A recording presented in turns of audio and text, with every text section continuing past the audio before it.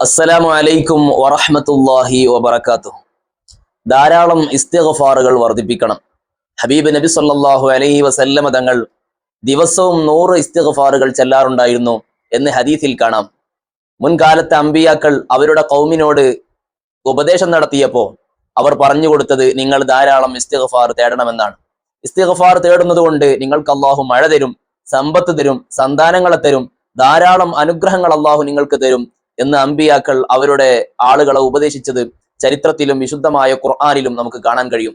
പ്രിയമുള്ളവരെ, ഇസ്തിഗ്ഫാർ ഏറ്റവും നല്ല മരുന്നാണ്. നമ്മുടെ ജീവിതത്തിൽ നമ്മളെ പുറമേ കാണുന്ന അവസ്ഥയല്ലല്ലോ ഓരോ മനുഷ്യനും ഉള്ളത്. പ്രത്യേകിച്ച് മനുഷ്യൻ എന്ന് പറയുമ്പോൾ അവന്റെ ജീവിതത്തിൽ തെറ്റുകൾ സ്വാഭാവികമാണ്.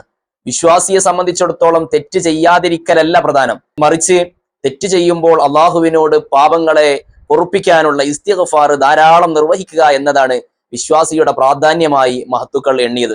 പ്രിയമുള്ളവരെ, ധാരാളം ഇസ്തിഗ്ഫാറിനെ തേടി നമ്മുടെ ഹൃദയത്തിന്റെ ഉള്ളിലെ, ശരീരത്തിന്റെ ഉള്ളിലെ, അതുപോലെ ആത്മീയ ലോകത്തെ പൊടിപടലങ്ങളെയും തെറ്റുകുറ്റങ്ങളെയും നീക്കം ചെയ്യാൻ ഇസ്തിഗ്ഫാർ കൊണ്ട് നമുക്ക് സാധിക്കണം. നമുക്ക് ലഭിക്കാനുള്ള അനുഗ്രഹങ്ങൾ ചിലപ്പോൾ തടയപ്പെടുന്നത് നമ്മുടെ പാപങ്ങൾ കാരണമായിട്ടായിരിക്കും. അതുകൊണ്ട് തന്നെ ധാരാളം ഇസ്തിഗ്ഫാറുകൾ ചൊല്ലി കിട്ടാനുള്ള അനുഗ്രഹങ്ങൾ മുഴുവനും അള്ളാഹുവിൽ നിന്ന് ചോദിച്ചു വാങ്ങാൻ നാം സമയം കണ്ടെത്തണം. ഇസ്തിഗ്ഫാർ വ്യത്യസ്തങ്ങളായ പല കാരണങ്ങൾക്കുമുള്ള മരുന്നാണ്.